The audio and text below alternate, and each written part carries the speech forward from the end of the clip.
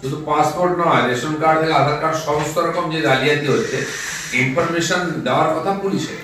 Passport যদি আপনি apply করেন, আগে পুলিশ ভেরিফিকেশন হবে, আপনার ঘর সংসার পরিবার কোথা থেকে এসেছেন তার পরিচয় ডিটেলস পুলিশ যতক্ষণ না তথ্য জমা দেবে পাসপোর্ট ইস্যু হতে পারে না। তো কি করে এখান থেকে কাঁড়ি কাঁড়ি পাসপোর্ট তৈরি করে চলে যাচ্ছে, কি করে আধার কার্ড তৈরি হয়েছে, যে রাস্তায় পড়ে থাকছে আধার কার্ড ভোটার কার্ড। কেন এরকম হয়? পশ্চিমবঙ্গের পুলিশের দিকে হাত বারবার কেন ওঠে? আর যার প্রমুখ হচ্ছেন মুখ্যমন্ত্রী নিচে, তিনি পুলিশকে গালাগালি দিয়ে দায়িত্ব শেষ করে দিচ্ছেন। কতদিন চলতে পারে এটা?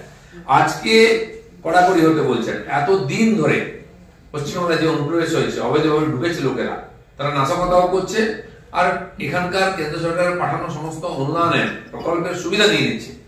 এই এতদিন ধরে এখান থেকে বিভিন্ন দেশের লোকেরা অবৈধভাবে পাসপোর্ট নিয়ে বিদেশ চলে যাচ্ছে, ভারতবর্ষে ঢুকে গেছে। আফগানিস্তানের নাগরিকরা এসে পৌরসভা